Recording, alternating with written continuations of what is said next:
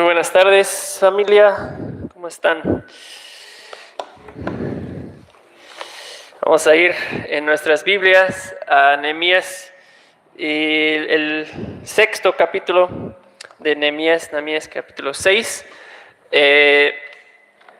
Y vamos a estar viendo pues todo el capítulo de Nehemías 6 en esta tarde.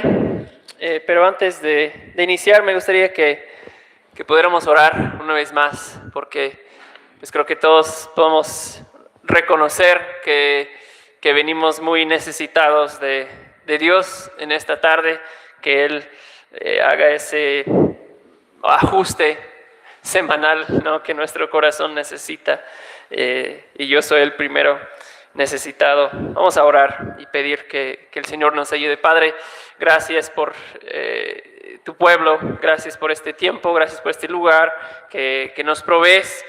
Padre, gracias por la historia de Nehemías y la manera en que ese hombre fue inspirado a registrar esta historia.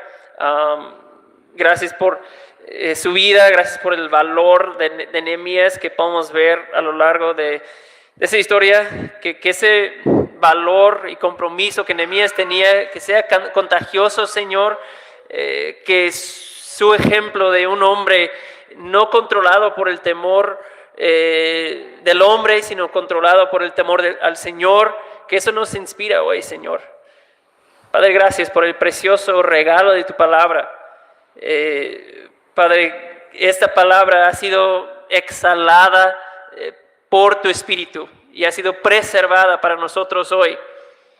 Usa tu palabra, Señor. Gracias que no nos has dejado en oscuridad, sino que nos has dado tu palabra, que alumbra nuestro camino, alumbra nuestra vida, Señor. Y Señor, yo te ruego que no nos permitas tener corazones endurecidos, Padre, corazones y oídos que vienen domingo tras domingo sin ser cambiados. Padre, que esta palabra sea clara, que sea eficaz y que sea efectiva en nuestras vidas. Y te lo pedimos en el nombre de Jesús. Amén. Amén. Bueno,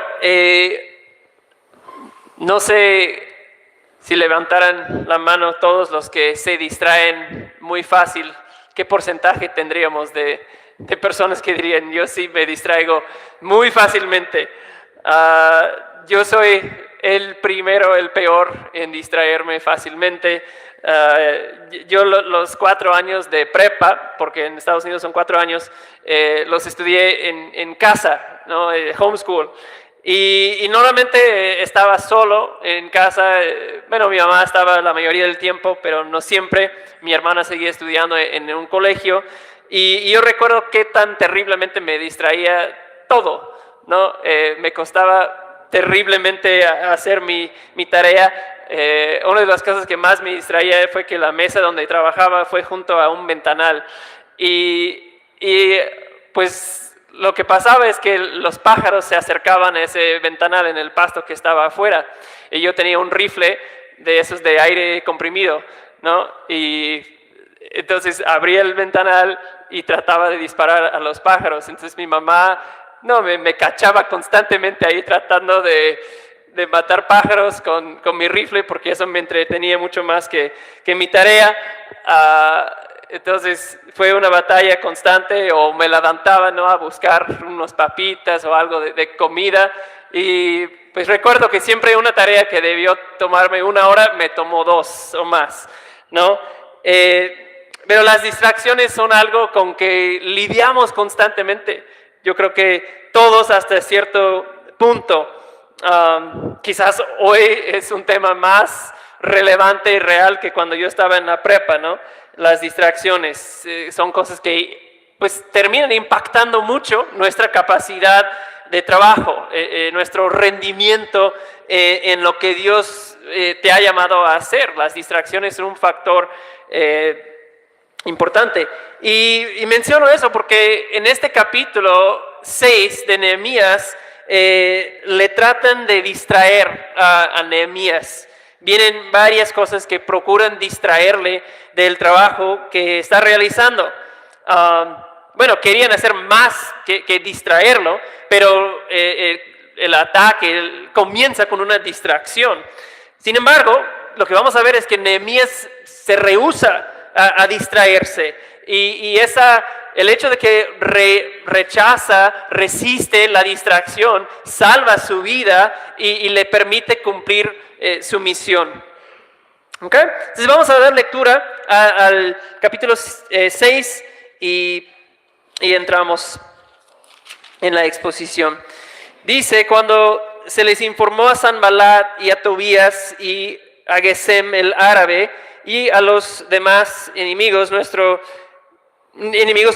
que yo había reedificado la muralla y que ya no quedaba ninguna brecha en ella, aunque en aquel tiempo yo no había asentado todavía las hojas en las puertas, Sanballat y Gesem enviaron a decirme, ven, reunamos en Kerefim, en el llano de Ono. Pero ellos tramaban hacerme daño. Y les envié mensajeros diciéndoles, yo estoy haciendo una gran obra y no puedo descender. ¿Por qué ha de detenerse la obra mientras la dejo y desciendo a ustedes? 4 veces más me enviaron mensajes de la misma forma. Y en cada ocasión yo les respondí de la misma manera. Entonces Sanballat por 5ª vez me envió su siervo en la misma forma, con una carta abierta en su mano.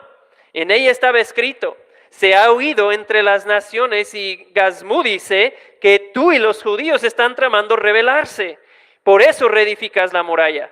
Y según estos informes, tú vas a ser su rey. También has puesto profetas para anunciar en Jerusalén, en cuanto a ti, un rey está en Judá. Y ahora llegarán a oídos del rey estos informes. Ahora pues, ven, consultemos juntos. Entonces le envié un mensaje diciendo, no han sucedido estas cosas que tú dices, sino que las estás inventando en tu corazón, porque todos ellos querían atemorizarnos pensando, ellos se desanimarían con la obra y no será hecha. Pero ahora, oh Dios, fortalece mis manos. Cuando yo entré en casa de Semaías, hijo de Delaía, hijo de Mehetabel, que estaba encerrado ahí, él dijo, reunámonos en la casa de Dios dentro del templo y cerremos las puertas del templo, porque vienen a matarte, vienen de noche a matarte. Pero yo dije, ¿huir un hombre como yo? ¿Acaso uno como yo entraría al templo para salvar su vida? No entraré. Entonces me di cuenta que ciertamente Dios no lo había enviado, sino que había dicho su profecía contra mí porque Tobías y Sanballat le habían pagado. Le pagaron por esta razón, para que yo me atemorizara y obrara de esa manera y pecara. Y así ellos tuvieran un mal informe de mí y pudieran reprocharme. Acuérdate, Dios mío, de Tobías y de Sanballat conforme a estas obras suyas. También la profetisa Noadías y los demás profetas que estaban atemorizándome. La muralla fue terminada en el 25 del mes Elul, en 52 días. Cuando se enteraron todos nuestros enemigos y lo vieron todas las naciones que estaban alrededor nuestro, decayó su ánimo, porque reconocieron que esta obra había sido hecha con la ayuda de nuestro Dios. También en aquellos días se enviaban muchas cartas de los nobles de Judá a Tobías, y de Tobías venían cartas a ellos, porque muchos en Judá estaban unidos a él bajo juramento, porque él era yerno de Secanías, hijo de Ara, y su hijo Johanán se había casado con la hija de Mesulam, hijo de Berequías. Además hablaban de sus buenas obras en mi presencia, y a él le informaban de mis palabras. Y Tobías me enviaba cartas para atemorizarme. Bueno, este cuate, sus problemas no se le acaban, ¿verdad? Pobre Nehemías. Vamos a pasar al siguiente ahora. Y lo que vemos es 5 mensajes que vienen de Sanballat. Vamos a otro clic ahí. la primera parte es esa invitación a ono, ¿verdad? En 1-4. Y obviamente, ¿qué es lo que hemos visto una y otra vez? Las victorias en la historia de Nehemías, el avance de la obra, no es cosa que se consigue fácilmente. Hemos visto oposición constante, vimos oposición externa, ¿verdad? Amenazas que vienen de fuera. Hemos visto oposición interna. Hemos visto guerra psicológica, tratando de atemorizarlos constantemente. Y cada vez, pues Nehemías lo sobrevive, ¿verdad? Y cada vez pensamos, pues ya podrá, seguramente habiendo superado ese obstáculo, podrá seguramente ahora trabajar tranquilamente. Y no es así, la oposición continúa. Y ahora los líderes de la oposición están viendo que sus esfuerzos no han funcionado, ¿verdad? ¿Por qué? Bueno, porque Nehemías dice, ya no queda brecha alguna, nada más las puertas, todavía les falta cerrar por completo, como que ya está el armazón, el marco de la puerta, pero falta las hojas, pero casi ya terminan el muro.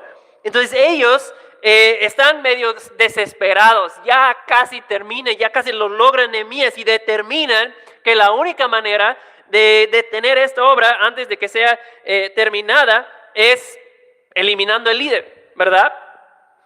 Y recordamos que esos nobles, esos nombres, Sanbalat, Tobías, ellos han estado ahí causando problemas desde el inicio y ellos temen perder su posición, su influencia, las oportunidades económicas de enriquecerse debido a su influencia, su poder, temen perder su reputación.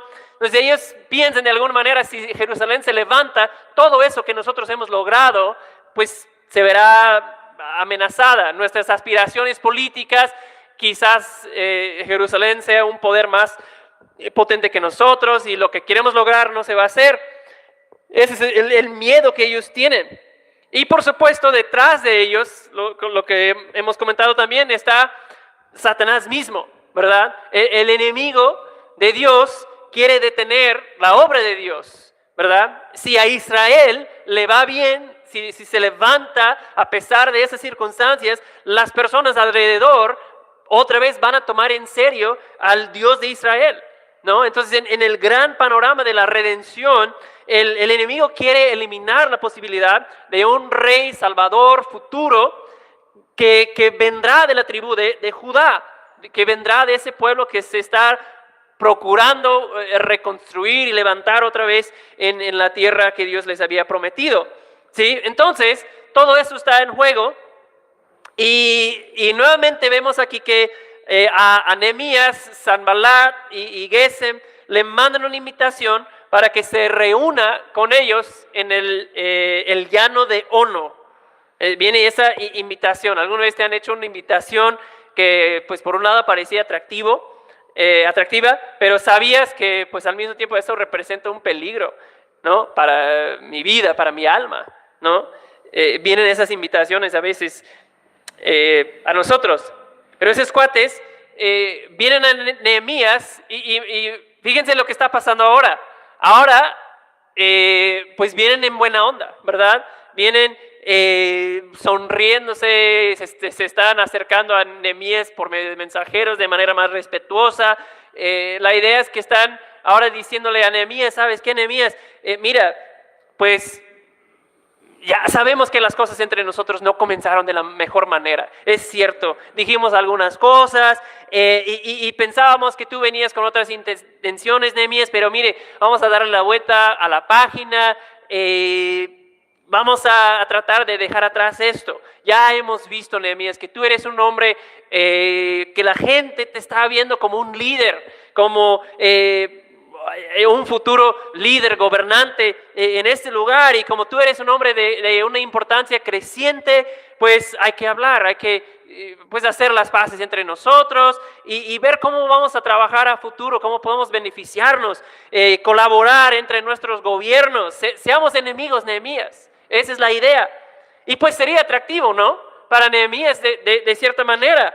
No, pues eso ha sido un terrible dolor de cabeza, la relación, las amenazas de esa gente, ¿verdad? Quizás a lo mejor ahora por fin me van a aceptar y ya no tengo que preocuparme y lidiar con ellos oponiéndome, ¿verdad? Por un lado sería atractivo, pero Nehemías no va a ser engañado tan fácilmente. Y Nehemías dice, el valle de Ono, oh no voy por allá. ¿Por qué? Porque detrás de esas palabras amables que parecen inocentes, el enemigo sigue siendo el enemigo. El enemigo quiere hacerle daño a Nehemías. O sea, Nehemías sabe, si yo voy a Ono, pues de ahí ya no regreso, ¿no? Esos enemigos mandarían un comunicado a Jerusalén diciendo, lamentamos informarte que Nehemías sufrió un accidente en el camino y ya no está con vida, ¿verdad? Algo así va a suceder. Entonces Nehemías dice, no, yo estoy haciendo una gran obra y no puedo descender. Estoy haciendo una gran obra, no puedo descender. ¿Por qué voy a detener, dice Nehemías, la obra que Dios me ha encomendado? O sea, un día de viaje, más o menos de esa distancia, le queda Ono, del valle de Ono, de Jerusalén, un día para llegar, un día de reuniones, mínimo, un día de regresar. Son 3 días que yo no estoy dispuesto a sacrificar, dice Nehemías, ¿sí? Además, pues sabía sus verdaderas intenciones. Nehemías no es un novato, tiene años trabajando en el palacio, ¿verdad? Sabe cómo leer ese tipo de comunicados, de mensajes. Entonces, 4 veces le envían a Nehemías la misma invitación y 4 veces Nehemías les responde de la misma manera. No puedo descender, no va a ser distraído Nehemías, ¿verdad? Y hermanos, yo creo que necesitamos ese ejemplo de Nehemías, de no dejarnos mover o distraer fácilmente, ¿verdad? Muchas veces somos distraídos, bueno, por presión familiar, ¿verdad? Presión social, o sea, ¿cuántas veces nos dejamos mover cuando habíamos tenido planes de hacer algo con la familia? Voy a pasar tiempo con mi familia, o voy a tomar tiempo para estar con mis hijos, o he apartado mi tiempo para estar en la iglesia los domingos, entre semana, pero de repente surge una invitación, surge otra oportunidad y fácilmente nos dejamos mover, nos dejamos distraer. Pero Nehemías es un gran ejemplo de decir, no, yo estoy haciendo una gran obra, no puedo ir. Sabía poner esos límites en su vida y decir no. ¿Sí? Y hermanos, a cada uno de nosotros, a ti también Dios te ha llamado a una gran obra, a un lugar en la muralla donde te ha puesto a servirle. Matrimonios que están formando una familia para la gloria de Cristo. Dios te ha llamado a una gran obra. Padres, si tú tienes hijos, estás haciendo una gran obra al criar a tus hijos y habrá cosas a las cuales tendrás que decir, no puedo ir, ¿verdad? Madres que tienen hijos que cuidar, pañales que cambiar, comidas que preparar, Dios te ha llamado a una gran obra. Jóvenes que están estudiando, que están preparándose, aprendiendo un oficio, preparándose para una vida productiva, para la gloria y honra de Cristo, estás haciendo una gran obra y no permites que el enemigo te distraiga con sus invitaciones que vendrán. Sea lo que sea que tú estás haciendo, si tú estás confiando plenamente en el Señor, caminando en santidad, deseando que Cristo sea glorificado con las oportunidades que en su providencia ha permitido en tu vida, tú estás haciendo una gran obra. A cada uno de nosotros, Dios nos ha hecho un llamado y nos ha puesto en un lugar en el muro. Y lo podemos esperar. Lo podemos esperar, que cuando el enemigo ve a Cristo siendo formado en tu vida, ¿verdad? Como que las brechas están siendo cerradas en tu vida. Lo que había dejado, el daño que había hecho el pecado en tu vida, eso se está empezando a cerrar. Pues el enemigo no está feliz con eso, ¿verdad? ¿Y qué piensa? Pues lo mismo, piensa hacerte mal. y está tramando cómo hacerte daño, igual que a Nehemías. Y la distracción es una de las cosas que va a ocupar para detener esa obra, ¿no? Y a veces trata de hacer que mantengas un ojo en Jesús, ¿verdad? Como que no pierdo de vista a Jesús y lo que debo hacer ahí, pongo atención ahí, pero también va a hacer que empieces a poner el otro ojo en el mundo, en las cosas que el mundo te ofrece, ¿verdad? Las cosas de la carne, y empieza a haber una distracción en tu vida, ¿verdad? Con un ojo estás viendo las cosas de Dios, pero con otro ojo estás viendo las cosas de la carne, como Lot, ¿verdad? ¿Se acuerdan de Lot en Génesis cuando empezó a mirar hacia Sodoma? Empezó a mirar hacia Sodoma, ¿y cómo terminó eso? Pues terminó en horrible destrucción en tu vida. Estuvo distraído viendo a Sodoma. Sí, entonces necesitamos ese ejemplo de Nehemías, de ser enfocados en vez de distraídos, ¿verdad? Probablemente para que tú cumplas, hermano, las cosas que Dios te ha llamado a hacer en tu vida, tendrás que decir no a muchas cosas, ¿verdad? Y enfocarte principalmente en las cosas que Dios te ha llamado a hacer, ¿verdad? Tenemos que aprender a poner límites como Nehemías y decir, no, estoy haciendo una gran obra a la que Dios me ha llamado, no puedo descender. Y el quinto mensaje, damos otro clic ahí, el quinto mensaje en versículos 5 a 9, que viene, ya no viene de la misma manera, viene una carta abierta.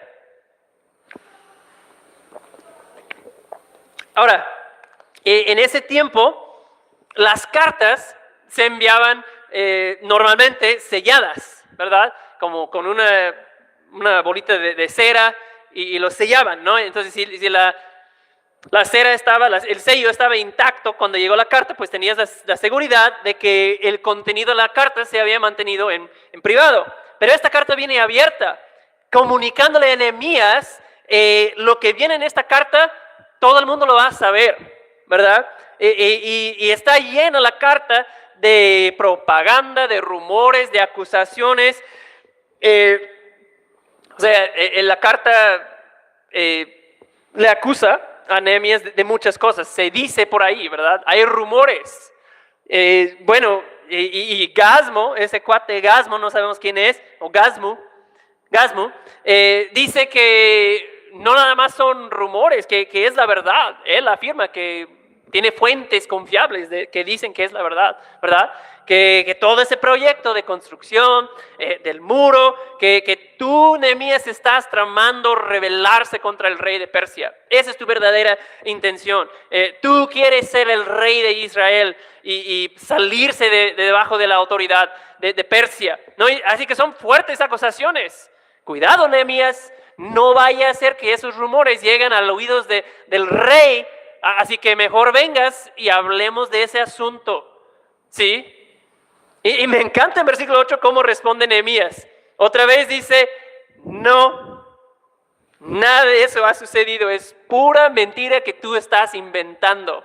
No es cierto, son mentiras, ¿sí? Y tenemos que aprender de esto, responderle así a nuestro enemigo, ¿sí? La voz de nuestro enemigo, la voz de nuestra carne hace alianza a veces con la voz del enemigo y nos habla puras mentiras, ¿no es cierto? Y esa voz te susurra por dentro, oye, si tuvieras X, si tú probaras, pues ya no andarías con la duda de cómo sería. Oye, no tomes tan en serio tu fe.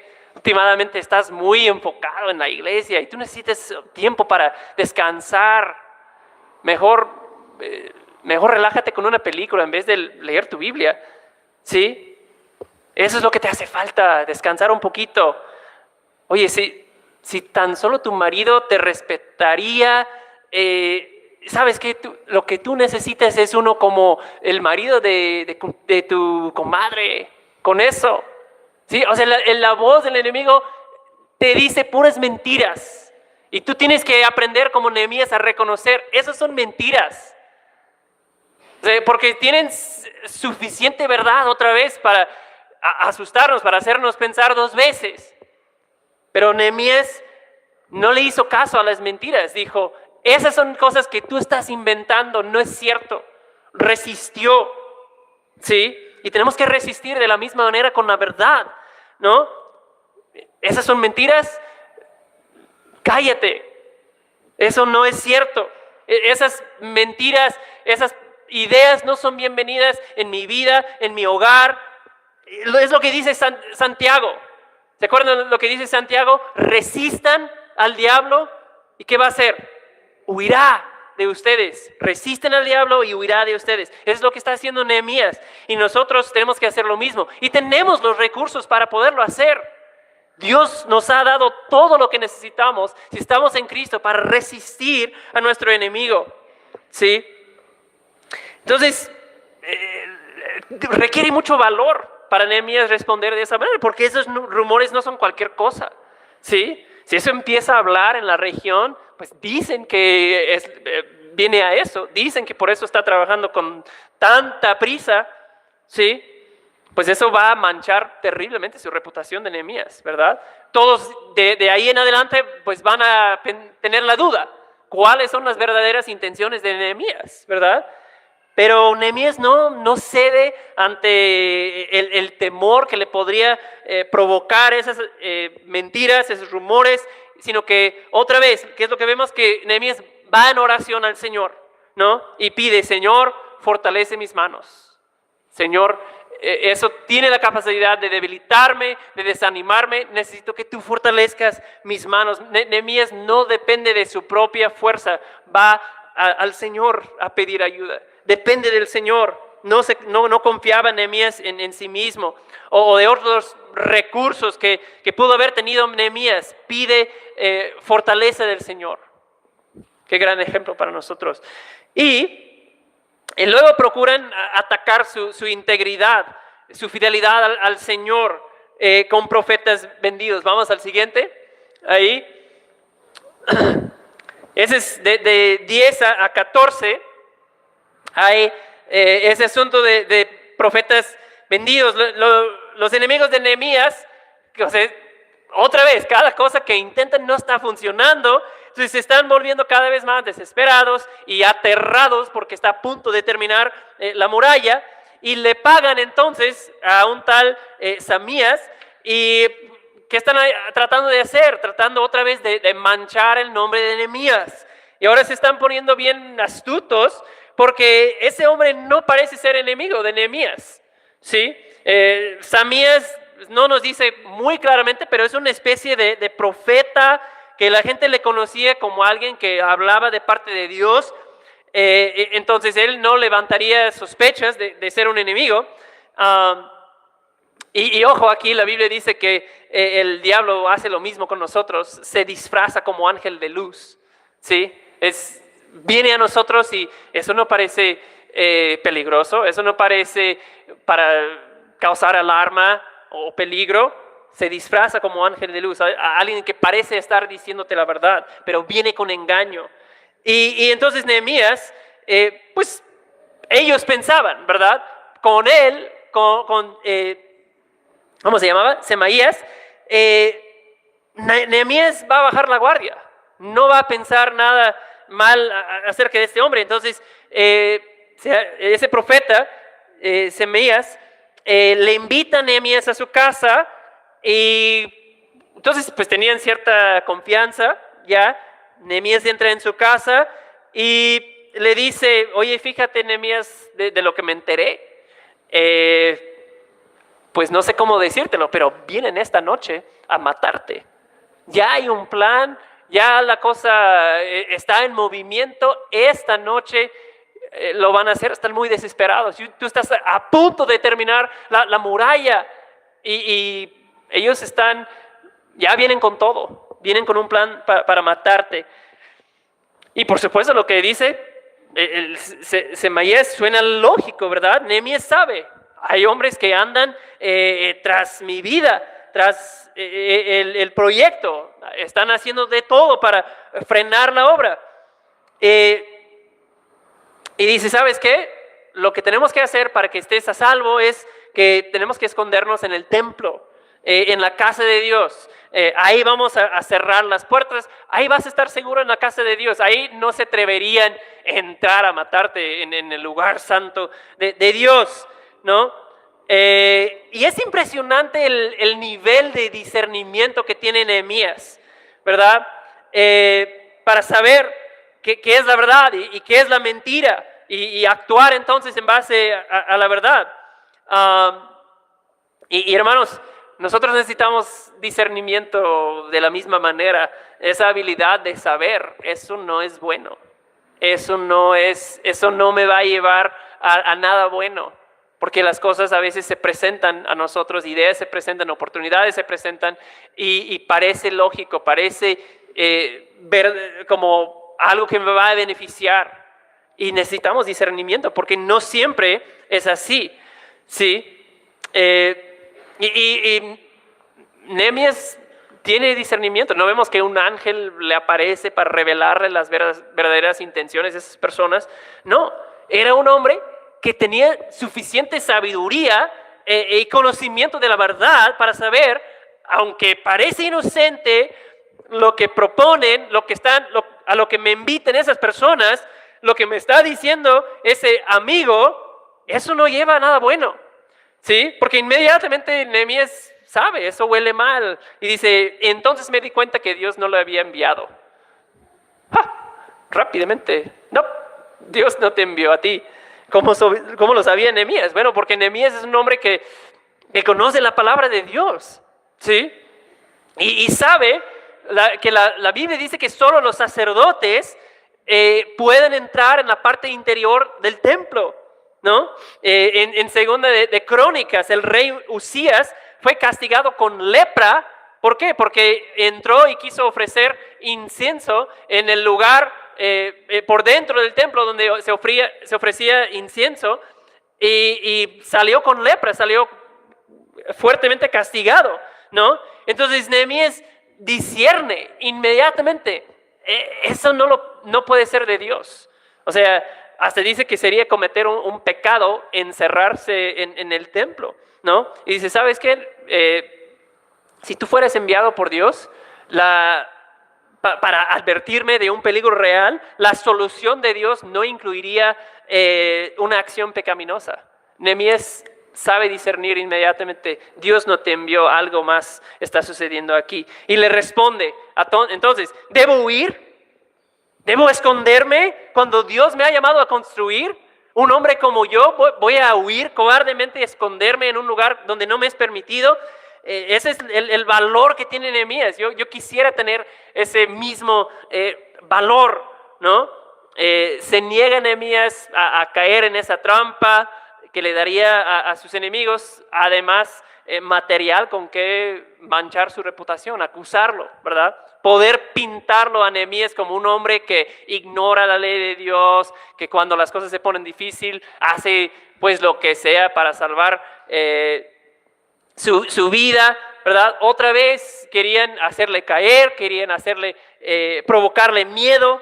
Entonces, una y otra vez vemos que Nehemías ha aguantado mucho. O sea, piensa, Nehemías probablemente pudo haber regresado con Artajerjes. Eso fue el trato inicial. Ok, tú vas por cierto tiempo, acabas lo que me estás pidiendo y ya regresas a tu chamba. Entonces Nehemías pudo haber regresado, yo creo, ¿verdad? A la seguridad, a la tranquilidad, a los lujos y comodidad del palacio, decirle al rey, ¿sabes qué? Pues hice el intento, hicimos un avance, pero al final, pues la oposición y se complicó mucho la cosa, tuve que regresar, rey. Pudo haberlo dicho o hecho, ¿sí? Pero Nehemías está convencido que Dios lo ha llamado, Dios está con él, ¿sí? Como dice David en Salmo 27, me encanta ese salmo. David está respondiendo a la misma manera ante amenazas, igual que Nehemías. ¿Qué dice David en Salmo 27? Aunque un ejército encampa contra mí, no temerá mi corazón. Si contra mí se levanta guerra, a pesar de ello, yo estaré confiado. ¿Por qué? ¿Por qué puedo decir algo tan impresionante, aunque un ejército encampa contra mí, mi corazón no va a temer. Dice, porque el Señor es mi luz y mi salvación, y Él es la fortaleza de mi vida. Nehemías ha pedido lo mismo: Señor, tú fortalece mi mano. ¿Sí? Entonces Nehemías está delante del Señor en medio de toda esa oposición, diciéndose: Señor, yo no voy a doblar, pero necesito que me ayudes, ¿no? Ahí es donde estamos más fuertes, ¿verdad? Cuando no estamos dependiendo de nuestros propios recursos, sino dependiendo del Señor. Y nuevamente, Nehemías, vemos, es un hombre de integridad, ¿no? Es un hombre de rectitud, un hombre de convicciones. O sea, creo que el poder de Nehemías como líder se radica en quién es ese hombre, ¿verdad? No es su oratoria, no es su carisma, no es su ética de trabajo, no es su valor, no es la precisión de su teología, su integridad moral, de su carácter y su confianza en el Señor. Eso es lo que hace que Nehemías sea el líder que es. Es un hombre íntegro, es un hombre que confía en el Señor. Sí, entonces, hermanos, si viviremos en sabiduría e integridad como Nehemías, necesitamos la sabiduría que viene que solo viene de vivir en la palabra de Dios. ¿Cómo supo Nehemías que lo estaban engañando? Porque sabía qué decía la Biblia. Eso no te corresponde entrar al templo de esa manera, Nehemías. Sí. Necesitamos nosotros la sabiduría que viene de vivir en la palabra de Dios. No que la leas 1 o 2 veces por semana, de vivir ahí, de ingerir constantemente la palabra de Dios, memorizarla, meditarla, vivir en la presencia de Dios, vivir con el pueblo de Dios. Todo eso nos forma en personas sabias, con discernimiento, ¿sí? Para que cuando se presenten esos momentos que parecen oportunidades, que parecen inocentes, que parecen atractivos, sería muy divertido, oportunidades que hasta parecen beneficiosos, tú dices, hay veces cuando nos preguntamos, ¿verdad? ¿Qué tendría de malo que yo hiciera eso? ¿Sí? Si en esos momentos tenemos un espíritu de sabiduría, si en esos momentos tenemos discernimiento formado por la palabra de Dios y la sabiduría de personas piadosas en nuestras vidas, ¿qué nos va a hacer? Nos va a ayudar a evitar peligro, decir que no voy a ir, y nos va a ahorrar muchísimo dolor y daño en nuestras vidas. Por eso necesitamos el discernimiento y sabiduría y valor que tenía Nehemías, ¿verdad? Es un gran ejemplo cómo responde a esos ataques, a esas tentaciones que el enemigo le quería tender. ¿Sí? Entonces, en esta sección termina Nehemías otra vez, como vimos en hace 2 capítulos, pidiendo, orando al Señor y pidiendo al Señor: Señor, tú haz tu juicio, derrama tu juicio sobre mis enemigos, ¿verdad? Señor, encárgate tú de hacer justicia sobre esas personas, ¿no? Otra oración imprecatoria que hace Nehemías. Y luego vamos a la última sección. En versículos 15 a 19 vemos que la misión se cumple, pero el enemigo no se duerme. La misión se cumple, pero el enemigo no se duerme. Dice versículo 15, la muralla fue terminada el 25 del mes Elul. ¿En cuántos días? 52 días. Ahora, eso es algo impresionante, a tal grado que hay comentaristas que dicen: no, es que hay una equivocación de traducción y fueron 2 años, pero lo que se registra es que se terminó en 52 días, ¿no? Vimos en capítulo 3, me parece, que él dice que el pueblo tuvo ánimo para trabajar, ¿no? Entonces estaban dándole con todo para terminar ese proyecto. Y el mes Elul por lo que pude leer, corresponde a la parte calurosa del año. Entonces, además de todo lo que han enfrentado, han tenido que trabajar bajo el sol, sufriendo ese calor. Entonces han aguantado el clima, han trabajado con sus herramientas en una mano y su arma en la otra. Los enemigos han burlado, los enemigos han amenazado, han ridiculizado, han cuestionado, diciendo que el muro no va a servir, va a ser un muro patético, inservible, que si una zorra sube, la va a tumbar.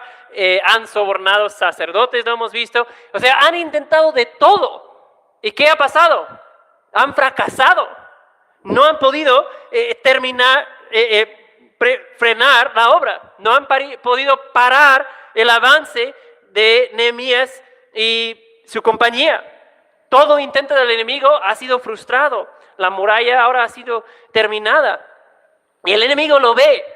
Y pues dice que decae su ánimo. Ellos falsamente pensaron, ¿verdad?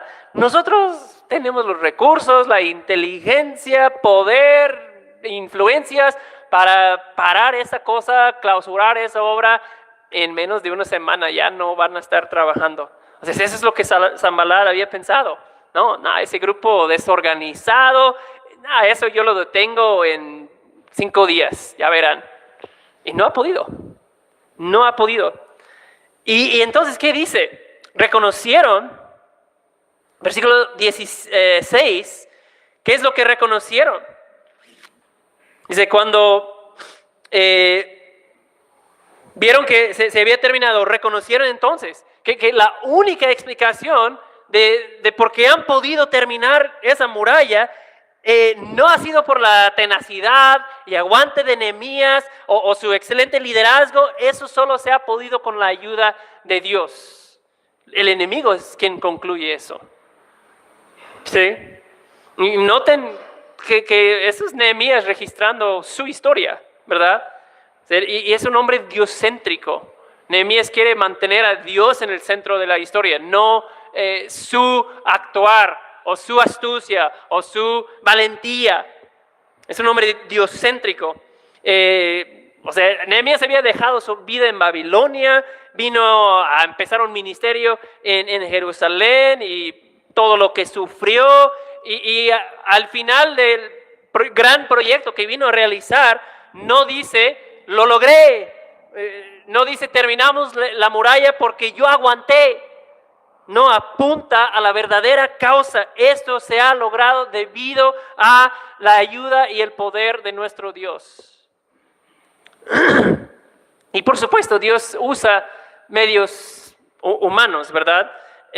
Dios siempre obra por medio de medios, ¿no? No llovió materiales del cielo una noche y llegaron y ahí están todos los ladrillos y de este lado y los tabicones de otro, el cemento acá, porque Dios lo entregó una noche, no mandó un ejército de ángeles para levantar el muro. Usó a personas, ¿sí? Dios siempre obra, casi siempre obra a través de medios. Dios usa, como lo ha hecho aquí, usa personas, hombres y mujeres débiles, inexpertos.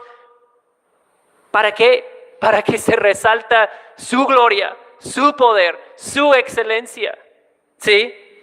Y esa idea de que esa es obra que Dios está haciendo, que Dios está proveyendo para que se realice, eso ha sido la actitud de Nehemías desde el inicio. Si recuerdan en capítulo 2, cuando por primera vez Nehemías llega y como que les explica, les plantea la visión de vamos a volver a trabajar y levantar el muro, inmediatamente Sanballat y Tobías se burlan. Y en capítulo 2, ¿qué dice Nehemías? Nuestro Dios nos dará éxito. Desde el inicio Nehemías está confiado de que eso se va a hacer porque Dios lo va a hacer. ¿Sí? Damos un clic ahí, va a aparecer una cita que encontré por ahí que dice, ¿cuál es la explicación para que personas débiles, asustadas, frágiles tengan éxito en la tarea que Dios les ha encomendado? Aparte de que hay un Dios en el cielo que frustra los planes de los poderosos y da fuerza a los débiles. ¿Cuántos podríamos dar testimonio de esa misma realidad en nosotros? donde hemos visto que Dios ha dado fuerza a los débiles y solo ha sido por medio de Él. Sí. Entonces los enemigos de Nehemías lo han visto, lo han reconocido. Han visto la vida de Nehemías, han visto sus respuestas, han visto el gran valor que ha tenido frente a sus amenazas. Ven en la vida de Nehemías y los demás que estaban con él, están viendo la gloria de Dios, están reconociendo el poder de Dios. Ese es el testimonio de una vida que dioscéntrica va a dar gloria a Dios, ¿sí? Y ese es el mismo llamado para nosotros, hermanos. A eso somos llamados. ¿Qué dice Mateo 5:16? Así brille la luz de ustedes delante de los hombres para que vean sus buenas acciones y glorifiquen a su Padre que está en el cielo. Que los hombres vean a nosotros y ¿qué van a hacer? Al ver la vida de nosotros, al ver el valor, la confianza que tenemos en el Señor, van a glorificar a Dios. Esas son palabras de Jesús. Y somos llamados a vivir de esa manera. Una luz, ser luces brillando en un lugar oscuro. Si se apagan las luces y es de noche y alguien prende una luz, ¿qué hace? Pues llama la atención, todos voltean a ver qué está pasando con esa luz, de dónde viene. Eso me está ayudando a ver.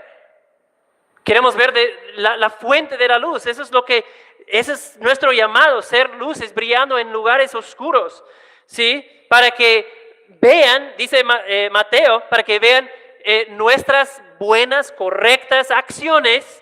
Y no es para que nos aplauden a nosotros, no es para que vean, wow, ese hombre, de qué buena manera vive, qué honesto es. Es para que vean a nuestras buenas acciones y glorifiquen a nuestro Dios, para que vean tu amor, hermano, tu servicio, tu pureza, tu integridad, tu valor, y digan, esto ha de ser porque ella conoce a Dios. Yo no encuentro otra explicación para que viviera de esa manera, ¿sí?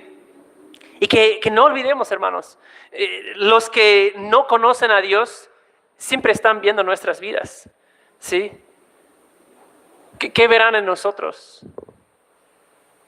Verán su perseverancia, verán sus convicciones, su pureza, su honestidad. O sea, cuando las personas ven a nuestras vidas, cuando ven cómo vivimos, cuando ven lo que hemos logrado, mi anhelo es, hermanos, que solo haya una explicación, tanto para nosotros como para los que nos ven, que esto se debe a la obra de un Dios poderoso que da fuerzas a los débiles, renueva a los cansados, sostiene a los que esperan en Él. Ese es un hombre de Dios, esa es una mujer de Dios, y por eso vive así. Sí, un autor desconocido, creo que también aparece en la siguiente, dijo, vive de tal manera que quienes te conocen, aunque no conozcan a Dios, lleguen a conocerlo porque te conocen a ti.